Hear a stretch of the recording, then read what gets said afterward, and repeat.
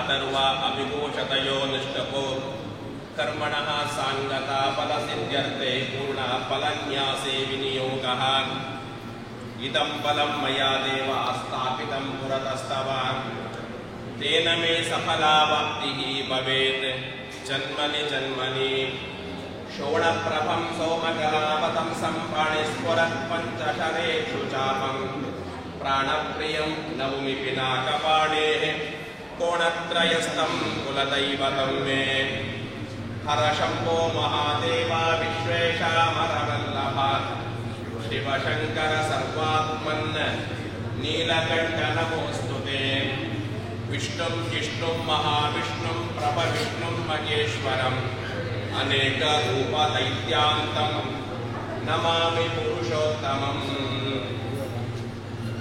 अमलकमलसंस्थालेखने पुस्तकोद्यत्करयुगलसरोजा कुन्दमन्दारगौरा धृतशशधरकण्डोल्लासिकोटीरपीठा भवतु भवभयानां भङ्गिनी भारती नः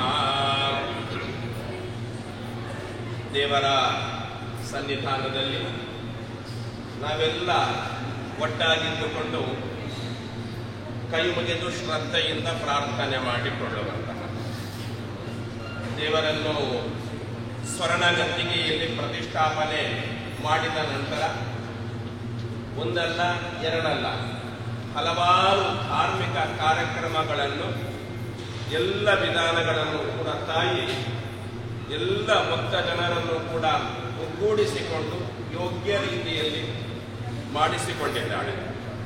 ಅದರಲ್ಲೂ ಬಹಳಷ್ಟು ಭಕ್ತಾದಿಗಳು ಇಲ್ಲಿಗೆ ಬಂದು ನಾವು ಪ್ರಾರ್ಥಿಸಿಕೊಂಡಿದ್ದೇವೆ, ನಮಗೆ ಅನುಗ್ರಹ ಕೊಟ್ಟಿದ್ದಾಳೆ, ಆ ಉದ್ದೇಶಕ್ಕೋಸ್ಕರವಾಗಿ ಸೇವೆಯನ್ನು ಕೊಡ್ತಾ ಇದ್ದೇವೆ ಅಂತ ಹೇಳಿ ಆ ಅಮ್ಮನಲ್ಲಿ ಬಂದು ಶರಣಾಗತರಾಗಿ ಹಲವಾರು ಮಂದಿ ಹಲವು ರೀತಿಯ ಸೇವೆಗಳನ್ನು ಕೂಡ ಈ ಕ್ಷೇತ್ರದಲ್ಲಿ ಮಾಡಿದ್ದು ನಮ್ಮ ಕಣ್ಣೆದುರಿದೆ. ಆ ನಿಟ್ಟಿನಲ್ಲಿ ವಿಶೇಷವಾದಂತಹ ಒಂದು ಕಾರ್ಯಕ್ರಮವನ್ನು ನಾವು ಹಮ್ಮಿಕೊಂಡಂತಿದೆ. ತಾಯಿಯ ಅನುಗ್ರಹ ಸಮಗ್ರವಾದಂತಹ ಭಕ್ತ ಸಂದೋಹಕ್ಕೆ ಸಂಪ್ರಾಪ್ತಿ ಆಗಬೇಕು ಎನ್ನುವಂಥ ಮೂಲ ಉದ್ದೇಶವನ್ನಿಟ್ಟುಕೊಂಡು ಯಾವ ಕ್ರಿಯೆಯನ್ನು ಮಾಡಿದಾಗ ದೇವಿ ಬಹಳ ಬೇಗ ತೃಪ್ತಳಾಗ್ತಾಳೆ ಮತ್ತು ಯಾವುದನ್ನು ಮಾಡುವುದರಿಂದ ನಮ್ಮೆಲ್ಲರ ಮನಸ್ಸಿನಲ್ಲಿ ದೇವಿ ಬಂದು ಕೂರ್ತಾಳೆ, ಅಂತಹ ಒಂದು ಕ್ರಿಯೆಯನ್ನು ಮಾಡಬೇಕು ಅಂತ ನಾವು ಹೊರಟಾಗ ನಮ್ಮ ಮನಸ್ಸಿಗೆ ತೋಚಿದಂತಹ ಒಂದು ವಿಧಾನ ಅದು ಲೇಖನ ಯಜ್ಞ ಅಂತ. ಕಾರಣ ಒಂದೇ, ನಾವು ಬರೀಬೇಕು ಅಂತ. ಏನು ಬರೀಬೇಕು ಅಂತ ಕೇಳಿದ್ರೆ ಅಮ್ಮನ ಹೆಸರನ್ನು ನಾವು ಬರೀಬೇಕು. ನಮಗೆ ಒಂದು ನಿಯಮ ಇದೆ, ನಮ್ಮ ಬದುಕಿನಲ್ಲಿ ನಮಗೆ ಮೊದಲು ಬರೆಸುವವಳು ಯಾರು ಕೇಳಿದ್ರೆ ಅದು ಅಮ್ಮ, ಅದು ತಾಯಿ.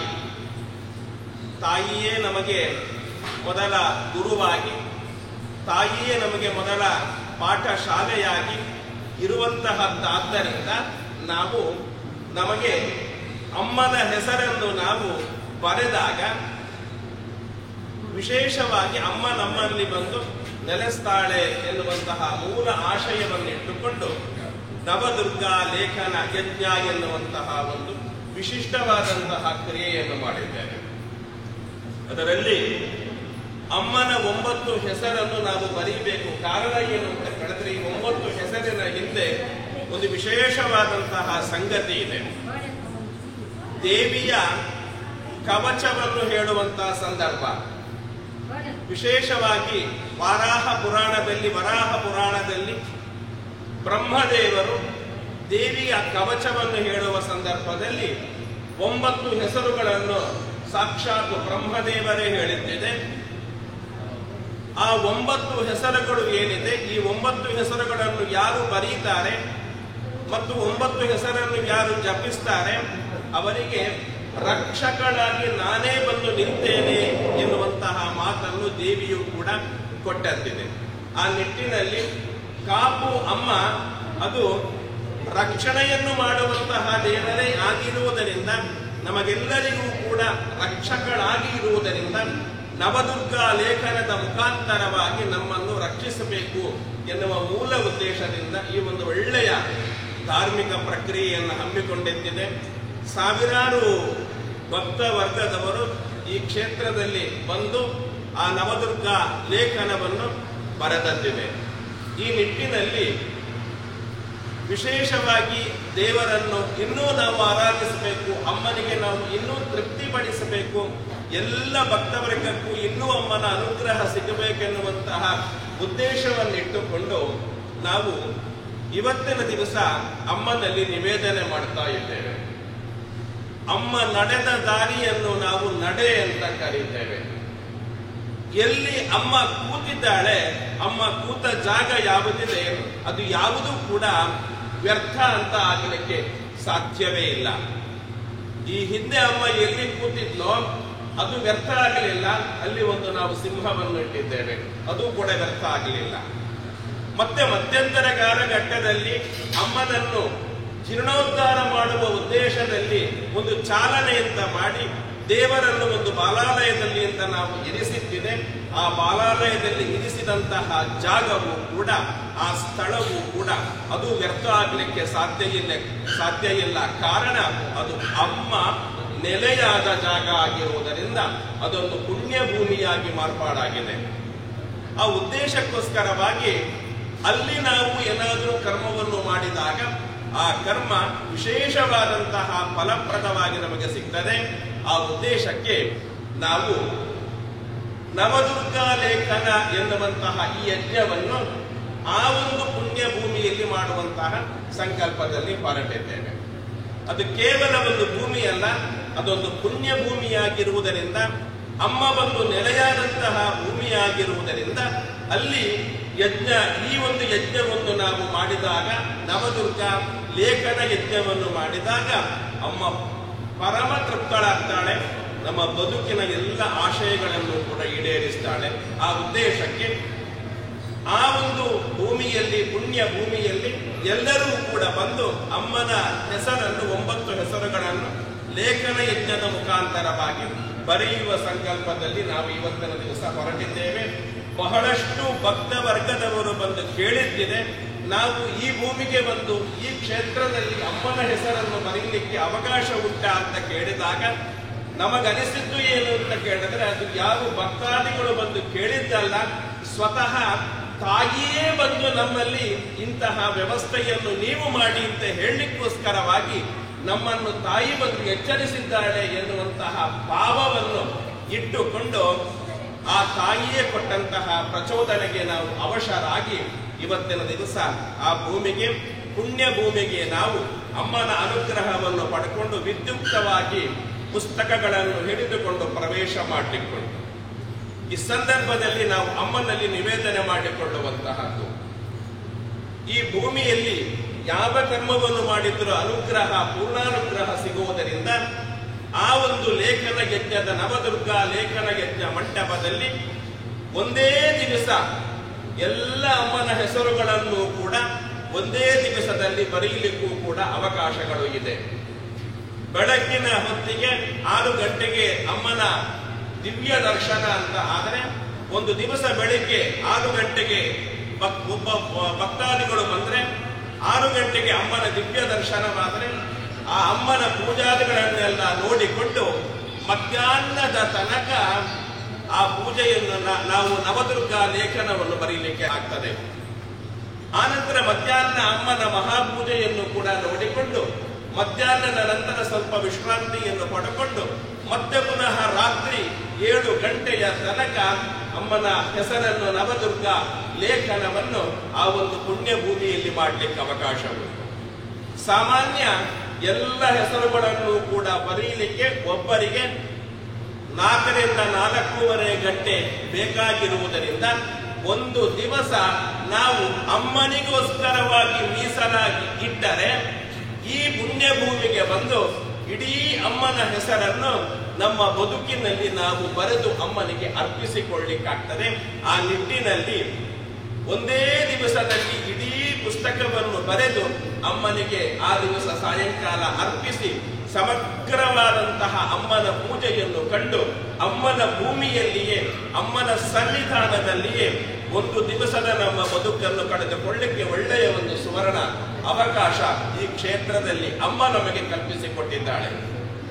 ಇದಲ್ಲದೇ ಇದ್ದರೂ ಕೂಡ ಪ್ರತಿನಿತ್ಯವೂ ಕೂಡ ಒಂದೊಂದು ದಿವಸದ ಲೇಖನವನ್ನು ಬರೆದು 9 ದಿವಸಗಳ ಪರ್ಯಂತ ಒಂದೊಂದೇ ಲೇಖನವನ್ನು, ಒಂದೊಂದೇ ಪುಟವನ್ನು, ಒಂದೊಂದೇ ದಿವಸದ ಪುಟವನ್ನು ಬರೀತಾ 9 ದಿವಸಗಳಿಗೆ 9 ದಿವಸದ ಲೇಖನ ಯಜ್ಞವನ್ನು ಕೂಡ ಪೂರೈಸಿಕೊಳ್ಳಿಕ್ಕೆ ಪೂರ್ಣವಾದಂತಹ ಅವಕಾಶ ಇದೆ. ಇದಲ್ಲದೇ ಇದ್ರೂ ಕೂಡ 1ನೇ ದಿವಸ ಇಲ್ಲಿಗೆ ಬಂದು ಇಲ್ಲಿ ಅಮ್ಮನ ಲೇಖನವನ್ನು ಬರೆದು ಮತ್ತೆ ಆ ಪುಸ್ತಕವನ್ನು ತಗೊಂಡು ಮನೆಗೆ ಹೋಗಿ ಅಲ್ಲಿ ಬರೆದು ಕೊನೆಯ ದಿವಸ ಮತ್ತೆ ಪುನಃ ಇಲ್ಲಿ ಬಂದು ಅಮ್ಮನ ಆ 9ನೇ ದಿವಸದ ಎಲ್ಲ ಹೆಸರುಗಳನ್ನು ಕೂಡ ನಾವು ಬರೀಲಿಕ್ಕೂ ಕೂಡ ಪೂರ್ಣವಾದಂತಹ ಅವಕಾಶ ಇದೆ. ಇದಾವುದೂ ಅಲ್ಲದೆ ಹಿಂದೆ ನಾವು ನಿರ್ಣಯಿಸಿದಂತೆ ಇಲ್ಲಿ ಅಮ್ಮನ ಪುಸ್ತಕವನ್ನು ತಕ್ಕೊಂಡು ಮನೆಗೆ ಹೋಗಿ ನಾವು ಬರೆದು ಮತ್ತೆ ಪುನಃ ನಾವು ಇಲ್ಲಿಗೆ ತಂದುಕೊಡ್ಲಿಕ್ಕೂ ಅವಕಾಶ ಇದೆ. ಹೀಗೆ 4 ವಿಧದಲ್ಲಿ ಅಮ್ಮನ ಲೇಖನವನ್ನು ನಾವು ಯಜ್ಞ ರೂಪದಲ್ಲಿ ಸಮರ್ಪಣೆ ಮಾಡಲಿಕ್ಕಿರತಕ್ಕಂತಹ ಒಳ್ಳೆಯ ಒಂದು ಅವಕಾಶ ಈ ಭೂಮಿಯಲ್ಲಿ, ಈ ಪುಣ್ಯ ಭೂಮಿಯಲ್ಲಿ ನಮಗೆ ಅಮ್ಮ ಒದಗಿಸಿಕೊಟ್ಟಿದ್ದಾಳೆ. ಆ ನಿಟ್ಟಿನಲ್ಲಿ ನಾವೆಲ್ಲರೂ ಕೂಡ ಕೈ ಮುಗಿದು ಶ್ರದ್ಧೆಯಿಂದ ಪ್ರಾರ್ಥನೆ ಮಾಡಿಕೊಳ್ಳಿಕೊಂಡು, ಅದೇ ಪ್ರಕಾರ ನಾವು ಏನು ಪುಸ್ತಕವನ್ನು ಬರೆದು ಕೊಟ್ಟಿದ್ದೇವೆ, ಬರೆದು ಕೊಟ್ಟಂತಹ ಈ ಪುಸ್ತಕ ಇದು ವ್ಯರ್ಥ ಆಗೋದಿಲ್ಲ. ಒಂದು ನಿಯಮವನ್ನು ಹೇಳ್ತಾರೆ, ಪುಸ್ತಕದಲ್ಲಿಯೂ ಕೂಡ ದೇವರಿದ್ದಾರೆ, ನಾವೆಲ್ಲ ಕಾಣ್ತೇವೆ. ಪುಸ್ತಕದಲ್ಲಿ ಮಾತ್ರ ಅಲ್ಲ, ನಾವು ಒಂದು ಹಾಳೆಯನ್ನು ಮೆಟ್ಟಿದ್ರೂ ಕೂಡ ತಕ್ಷಣ ನಾವು ಹಾಳೆಯನ್ನು ಮುಟ್ಟಿ ನಮಸ್ಕಾರ ಮಾಡ್ತೇವೆ. ಇದು ನಮ್ಮ ಸಂಸ್ಕಾರ, ಇದು ನಮ್ಮ ಸಂಸ್ಕೃತಿ. ಕಾರಣ ಏನು ಕೇಳಿದ್ರೆ, ಪುಸ್ತಕದಲ್ಲಿ ಮಾತ್ರ ಅಲ್ಲ, ಪುಸ್ತಕವನ್ನು ಬರೆಯುವಂತಹ ಪ್ರತಿಯೊಂದು ಹಾಳೆಯಲ್ಲಿಯೂ ಕೂಡ ತಾಯಿ ಸರಸ್ವತಿ ಇದ್ದಾಳೆ ಅಂತ ನಂಬಿಕೊಂಡು ಬಂದಂತಹ ದೊಡ್ಡ ಪರಂಪರೆ ನಮದು.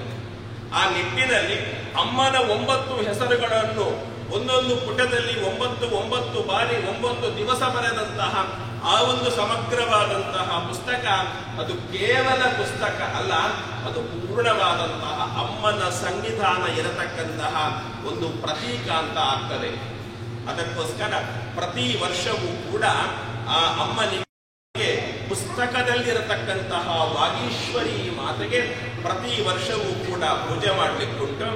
ಆ ಉದ್ದೇಶದಲ್ಲಿ ನಾಡಿದ್ದು 1ನೇ ತಾರೀಕಿನಂದು ಶಾರದಾ ಪೂಜೆಯೆಂದು ಆ ಶಾರದಾ ಮಾತೆಯನ್ನು ತೃಪ್ತಿಪಡಿಸುವುದಕ್ಕೋಸ್ಕರವಾಗಿ ವಾಗೀಶ್ವರಿ ಪೂಜೆ ಅಂತ ನಾವು ಮಾಡಲಿಕ್ಕುಂಟು. ಪುಸ್ತಕಸ್ಥ ವಾಗೀಶ್ವರಿ ಪೂಜಾ ಎನ್ನುವಂತಹ ಒಂದು ವಿಶೇಷವಾದಂತಹ ಪ್ರಕ್ರಿಯೆಯನ್ನು ಮಾಡಲಿಕ್ಕುಂಟು.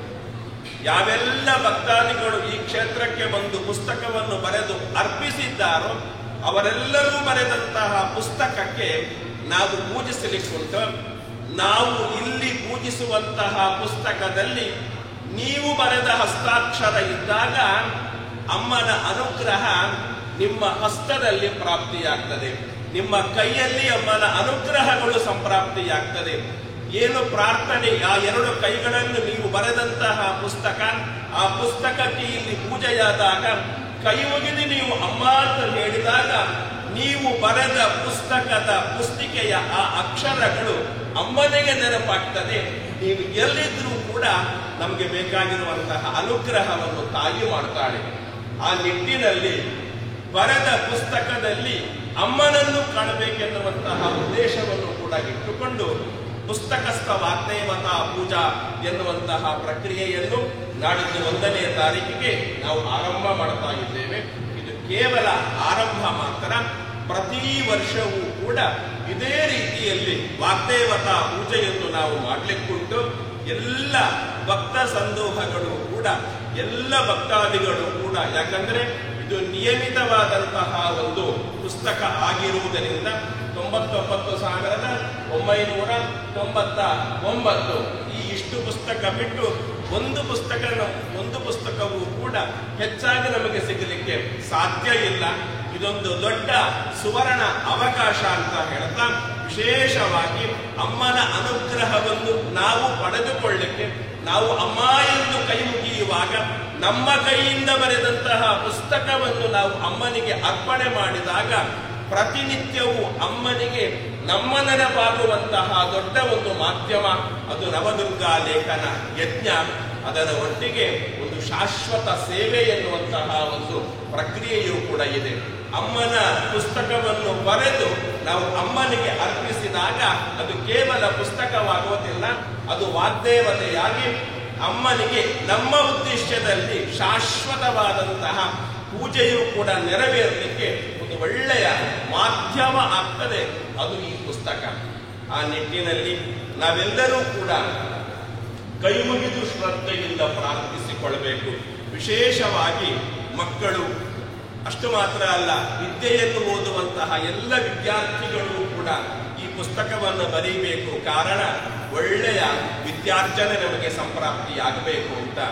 ಇನ್ನು ಪ್ರತಿಯೊಬ್ಬ ಉದ್ಯೋಗ ಮಾಡುವಂತಹ ವ್ಯಕ್ತಿಗಳು, ವ್ಯವಹಾರವನ್ನು ಮಾಡುವಂತಹ ವ್ಯಕ್ತಿಗಳು ಈ ಪುಸ್ತಕವನ್ನು ಬರೀಬೇಕು. ಯಾಕೆ ಅಂತ ಕೇಳಿದ್ರೆ, ತಾವು ಮಾಡುವಂತಹ ಉದ್ಯೋಗದಲ್ಲಿ, ವ್ಯವಹಾರದಲ್ಲಿ ಯೋಗ್ಯವಾದಂತಹ ಬುದ್ಧಿವಂತಿಕೆಯನ್ನು, ಯೋಗ್ಯವಾದಂತಹ ಮನಸ್ಥಿತಿಯನ್ನು ಕೂಡ ತಾಯಿ ನಮಗೆ ಪುಸ್ತಕದ ಮುಖಾಂತರವಾಗಿ ಒದಗಿಸಿಕೊಡಬೇಕು ಎನ್ನುವಂತಹ ಮೂಲ ಉದ್ದೇಶ ಇಟ್ಟುಕೊಂಡು ಇವತ್ತಿನ ದಿವಸ ನಾವು ಅಮ್ಮನಿಗೆ ಈ ಪುಸ್ತಕವನ್ನು ಅಮ್ಮನ ಎದುರಿನಲ್ಲಿ ಪ್ರಾರ್ಥಿಸುವ ಮುಖಾಂತರವಾಗಿ 9 ಜನ ಇವತ್ತು ಆರಂಭ ಮಾಡ್ತಾ ಇದ್ದಾರೆ. ಆ ನಿಟ್ಟಿನಲ್ಲಿ ನಾವೆಲ್ಲರೂ ಕೂಡ ಭಕ್ತ ವರ್ಗದವರು ಅತಿ ಶೀಘ್ರವಾಗಿ ಬಂದು ಆ ತಾಯಿಯ ಪುಸ್ತಕವನ್ನು ಸ್ವೀಕರಿಸಿ ಒಂದೇ ದಿವಸ ಇಲ್ಲಿ ಪುಸ್ತಕವನ್ನು ಬರೆಯುವುದಾದರೂ ತೊಂದರೆ ಇಲ್ಲ, 9 ದಿವಸ ಇಲ್ಲಿಗೆ ಬಂದು ಪುಸ್ತಕವನ್ನು ಬರೆಯುವುದಾದರೂ ತೊಂದರೆ ಇಲ್ಲ. 1ನೇ ದಿವಸ ಪುಸ್ತಕವನ್ನು ಬರೆದು ಕೊನೆಯ ದಿವಸ ಮತ್ತೆ ಪುನಃ ಬಂದು ಪುಸ್ತಕವನ್ನು ಬರೆಯುವುದಾದರೂ ತೊಂದರೆ ಇಲ್ಲ. ಇನ್ನು ಇಲ್ಲಿ ಪುಸ್ತಕವನ್ನು ಸ್ವೀಕರಿಸಿ ನಿಮ್ಮ ನಿಮ್ಮ ಮನೆಯಲ್ಲಿ ನೀವು ಬರೆದು ಮತ್ತೆ ಪುನಃ ಇಲ್ಲಿ ತಂದು ಕೊಡುವುದಾದರೂ ತೊಂದರೆ ಇಲ್ಲ. ಅಂತೂ ಅಮ್ಮನ ಸನ್ನಿಧಾನದಲ್ಲಿ ನಾವೆಲ್ಲರೂ ಕೂಡ ಸೇರೋಣ. ಅಮ್ಮನ ನವದುರ್ಗಾ ಲೇಖನ ಯಜ್ಞದಲ್ಲಿ ಪಾಲ್ಗೊಳ್ಳುವ ಮುಖಾಂತರವಾಗಿ ನಮ್ಮೆಲ್ಲರ ಬದುಕಿನ ಎಲ್ಲ ಸಮಸ್ಯೆಗಳನ್ನು, ಬವಣೆಗಳನ್ನು ಕೂಡ ದೂರೀಕರಿಸಿಕೊಂಡು ಅಮ್ಮ ನಮ್ಮ ಹೃದಯದಲ್ಲಿ ನೆಲೆಯಾಗಲಿಕ್ಕೆ ಬೇಕಾಗಿರುವಂತಹ ಮಾಧ್ಯಮವನ್ನು, ಪುಸ್ತಕದ ನವದುರ್ಗಾ ಲೇಖನ ಯಜ್ಞದ ಮಾಧ್ಯಮವನ್ನು ನಾವೆಲ್ಲರೂ ಕೂಡ ಸುವರ್ಣಾವಕಾಶ ಅಂತ ನಾವು ತಿಳಿಯುತ್ತಾ, ಸುವರ್ಣ ಗದ್ದಿಗೆಯಲ್ಲಿ ಕೂತಂತಹ ಅಮ್ಮನನ್ನು ನಾವೆಲ್ಲರೂ ಕೂಡ ಕೈ ಮುಗಿದು ಶ್ರದ್ಧೆಯಿಂದ ಭಕ್ತಿಪೂರ್ವಕವಾಗಿ ಪ್ರಾರ್ಥಿಸುವಂತಹದ್ದು. ನಾವೆಲ್ಲರೂ ಕೂಡ ಅಮ್ಮನ ಅನುಗ್ರಹವನ್ನು ಪಡೆದುಕೊಂಡು ಇಲ್ಲಿಂದ ನಾವು ನವದುರ್ಗಾ ಲೇಖನ ಯಜ್ಞದ ಮಂಟಪಕ್ಕೆ ಒಳ್ಳೆಯ ಭವ್ಯವಾದಂತಹ ಪ್ರವೇಶವನ್ನು ಮಾಡಲಿಕ್ಕುಂಟು. ಅಲ್ಲಿ ನಮ್ಮೊಂದಿಗೆ, ನಮ್ಮೆಲ್ಲರ ಹೃದಯದಲ್ಲಿ, ನಮ್ಮೆಲ್ಲರ ಕೈಯಲ್ಲಿ ಅಮ್ಮ ನೆಲೆಸಿ ನಮ್ಮಿಂದ ಈ ಎಲ್ಲ ಯಜ್ಞ, ನವದುರ್ಗಾ ಲೇಖನ ಯಜ್ಞವನ್ನು ಬರೆಸಿಕೊಡಬೇಕು, ನಮ್ಮ ಬದುಕನ್ನು ಸುಂದರವನ್ನಾಗಿಸಬೇಕು ಅಂತ ನಾವೆಲ್ಲರೂ ಕೂಡ ಕೈ ಮುಗಿದು ಶ್ರದ್ಧೆಯಿಂದ ಅಮ್ಮನ ಸನ್ನಿಧಾನದಲ್ಲಿ ಕೈ ಮುಗಿದು ಪ್ರಾರ್ಥನೆ ಮಾಡುವಂತಹದ್ದು. ಸರ್ವಸ್ವರೂಪೇ ಸರ್ವೇಶೇ ಸರ್ವಶಕ್ತಿ ಸಮನ್ವಿತೆ ಭಯೇಭ್ಯಸ್ತ್ರಾಹಿನೋ ದೇವಿ ದುರ್ಗೇ ದೇವಿ ನಮೋಸ್ತುತೆ. ಶ್ರೀ ಮಾರಿಕಾಂಬಾಯೈ ನಮೋ ನಮಃ ಪ್ರಾರ್ಥನಾಂ ಸಮರ್ಪಯಾಮಿ. ಗೋವಿಂದ ಗೋವಿಂದ.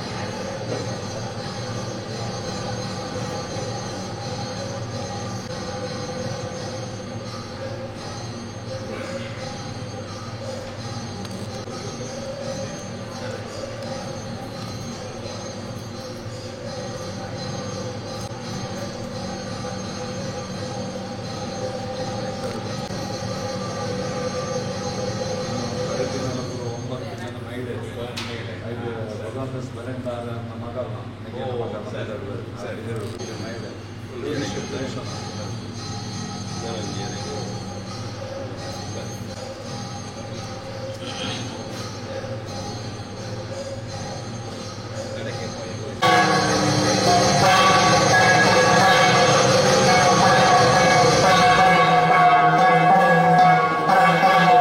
second round.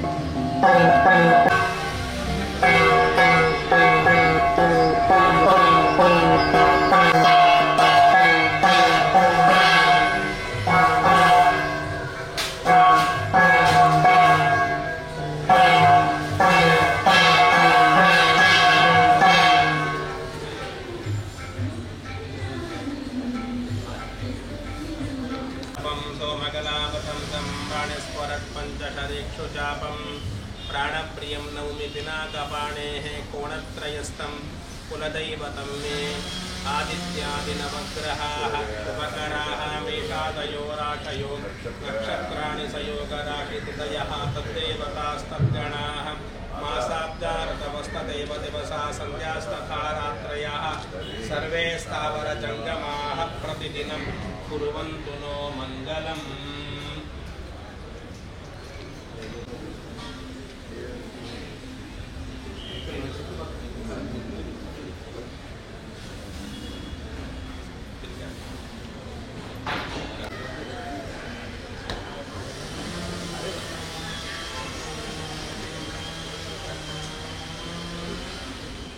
ಈಗ ನಂಬರ್ ಟೇಬಲ್ ಮತ್ತು ನಂಬರ್ ಪ್ರಾಡಕ್ಟ್ ನಾನು ಚಿಟ್ಟಿಗೆ ಕೊಡೋದು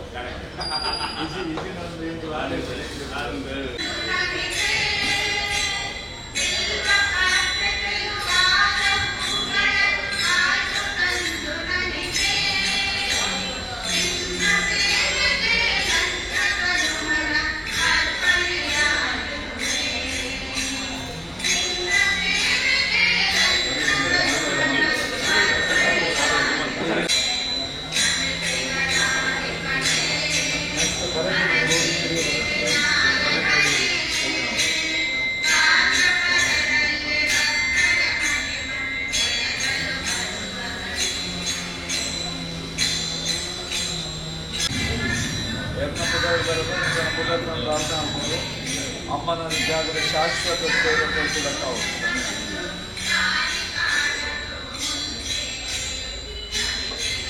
ಶಾಶ್ವತ ಸೇವೆ ಅವರು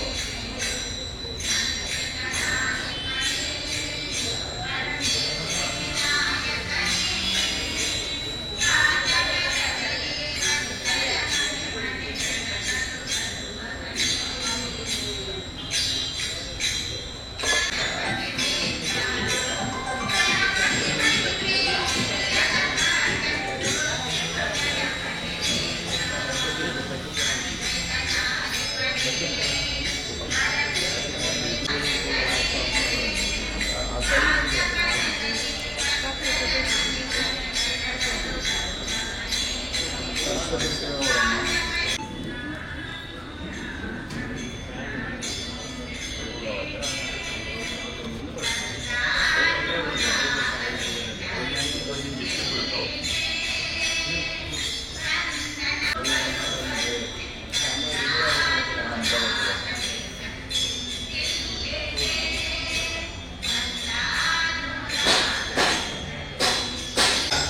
ಎಲ್ಲರೂ ಕೂಡ ಮೊದಲಾಗಿ ಅಮ್ಮನಿಗೆ ಕೈ ಮುಗಿಯಿರಿ, ಅಮ್ಮನನ್ನು ಪ್ರಾರ್ಥಿಸಿಕೊಳ್ಳಿ. ಯಾರ ಹೆಸರಲ್ಲಿ ಬರಿಬೇಕು ಅಂತ ನೀವು ಮನಸ್ಸಿನಲ್ಲಿ ಆಲೋಚನೆ ಮಾಡ್ತಾ ಇದ್ದೀರಾ, ಆ ವ್ಯಕ್ತಿಯ ಹೆಸರನ್ನು ನೀವೇ ಹೇಳಿಕೊಳ್ಳಿ. ಗೊತ್ತಿದ್ದ ಪಕ್ಷದಲ್ಲಿ ಅವರ ನಕ್ಷತ್ರವನ್ನು ಕೂಡ ಹೇಳಿಕೊಳ್ಳಿ. ಮತ್ತು ನಮಗೆಲ್ಲರಿಗೂ ಕೂಡ ಬರೆಯುವ ನಿಮಗೆ ಮತ್ತೆ ನೀವು ಸಂಕಲ್ಪಿಸಿದ ವ್ಯಕ್ತಿಗೆ ಎಲ್ಲರಿಗೂ ಕೂಡ ಅಮ್ಮನ ಅನುಗ್ರಹ ಪ್ರಾಪ್ತಿಯಾಗಬೇಕು ಅಂತ ನೀವು ಶ್ರದ್ಧೆಯಿಂದ ಪ್ರಾರ್ಥಿಸಿಕೊಳ್ಳಿ. ಒಂದು ಮುಷ್ಟಿ ಅಕ್ಕಿಯನ್ನು ಹಿಡ್ಕೊಳ್ಳಿ. ನಿಮ್ಮ ಎದುರಿಗೆ ಇರತಕ್ಕಂತಹ ಆ ಚೀಲದಲ್ಲಿ ಆ ಒಂದು ಮುಷ್ಟಿ ಅಕ್ಕಿಯನ್ನು ಅಮ್ಮನನ್ನು ನೆನೆಸಿಕೊಂಡು ಹಾಕಿ.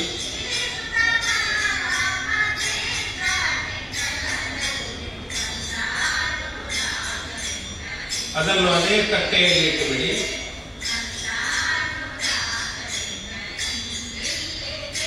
ಪುಸ್ತಕವನ್ನು ಬಿಡಿಸಿಕೊಳ್ಳಿ.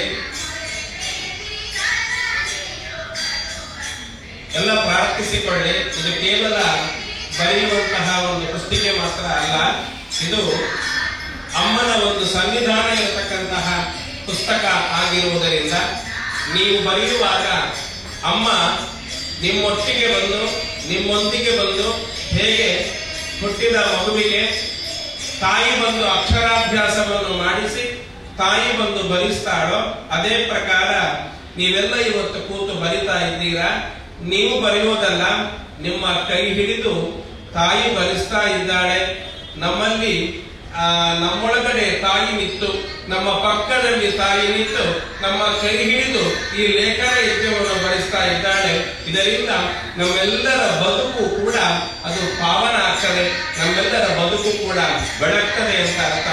ಆ ನಿಟ್ಟಿನಲ್ಲಿ ಎಲ್ಲರೂ ಕೂಡ ಅಮ್ಮನನ್ನು ಪ್ರಾರ್ಥಿಸ್ತಾ, ನಿಮ್ಮ ಒಡನೆ ಅಮ್ಮ ಇದ್ದಾಳೆ, ನೀವು ಬರಿತಾ ಇಲ್ಲ, ನಿಮ್ಮ ಕೈ ಹಿಡಿದು ಅಮ್ಮ ಬರೆಸ್ತಾ ಇದ್ದಾಳೆ ಎನ್ನುವಂತಹ ಒಂದು ಭಾವನೆಯನ್ನು ಇಟ್ಟುಕೊಂಡು 9 ಹೆಸರುಗಳನ್ನು ಕೂಡ ನೀವು ಬರೀಲಿಕ್ಕೆ ಆರಂಭ ಮಾಡಿ.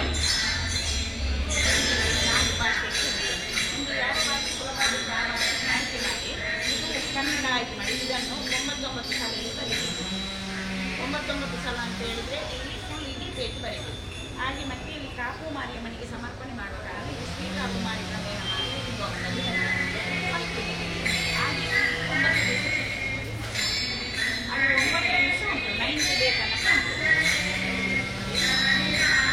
9th ಡೇ ತನಕ ಉಂಟು. 9th ಡೇ ಆದ ಹೆಸರು, ರಾಶಿ, ನಕ್ಷತ್ರ, ಎಡ್ರೆಸ್ ಮತ್ತು ಶಾಶ್ವತ ಪೂಜೆ ಒಂದು ಕೊಟ್ಟು ನೀವು ಸಮರ್ಪಣೆ ಮಾಡಿದರೆ ನಿಮ್ಮದು ಹೆಸರು, ರಾಶಿ, ನಕ್ಷತ್ರ ಪ್ರತಿ ವರ್ಷಕ್ಕೆ ಶಾಶ್ವತವಾಗಿ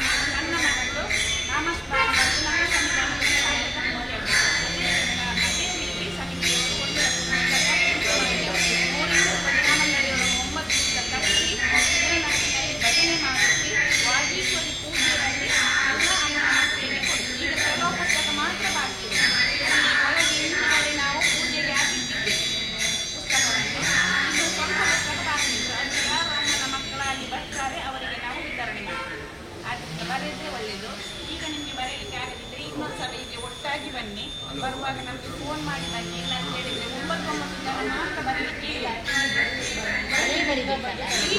ಮನೆಯಿಂದ ಬಂದು ತರಬಹುದು, ಇಲ್ಲಿ ಸಹ ಬರೀಬಹುದು, ಇಲ್ಲಿ ಸಹ ಬರೀಬಹುದು, ಒಂದು ಪೇಜಿಗೆ ಸಹ ಬರ್ಬೋದು. ಈಗ ನಾನು ಮಗನ ಹೆಸರಲ್ಲಿ ಈಗ ಬರ್ತೀನಿ, ನಮ್ಮ ಯಜಮಾನ ಹೆಸರಲ್ಲೆಲ್ಲ ಬರ್ತಾಗಿದೆ.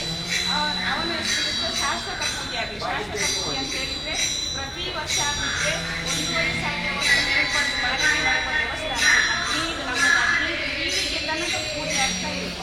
ಆದ ಕಾರಣ ನಾವು ಇಲ್ಲದಿದ್ದಾಗ ನಮ್ಮ ಮನೆ ಧರ್ಮಸ್ಥಳಕ್ಕೆ ಅಮ್ಮನ ಸನ್ನಿಧಾನದಲ್ಲಿ ನಿರಂತರವಾಗಿ ಪೂಜೆ ಆಗುತ್ತೆ. ಆದ ಕಾರಣ ಮನೆಗೆ ನಮಗೆ ₹200 ಕೊಟ್ಟು ಬುಕ್ಕಿಂಗ್ ಮಾಡಬೇಕು. ಬಂದ ನಂತರ 1,000 ಮೇಲ್ಪಟ್ಟು ಶುಲ್ಕ ಕೊಡ್ಬೋದು. 10,000 ಈ ಶಾಶ್ವತ ಪೂಜೆ ಕೊಟ್ಟರೆ ಅಮ್ಮನನ್ನು ಗೌರವವಾಗಿ ಪ್ರಸಾದ ಕೊಟ್ಟರೆ ನಿಮ್ಮ ಫೋಟೋ ಎದುರಿಸಿ ಶಾಶ್ವತ ಕಾಪು ಅಮ್ಮನ ಮಕ್ಕಳ ತಂಡ ಅಂತ ಅದಕ್ಕೆ ಸೇರಿಸ್ತೇವೆ. 10,000 ಮೇಲ್ಪಟ್ಟರೆ ಅದಕ್ಕೂ ಸಹ ನೀವು ಸೇರ್ಬೋದು. ಒಂದು ಸಲ ಸೇರಿಕೊಂಡ್ರೆ ನಮ್ಮ ಅಮ್ಮನಕ್ಕೆ ಆ ತಂಡದಲ್ಲಿ ಬರ್ತದೆ. ಎಲ್ಲಿಯ ಭಜನೆ ತುಂಬ ಮಂದಿ ಬರ್ತಿದ್ದಾರೆ.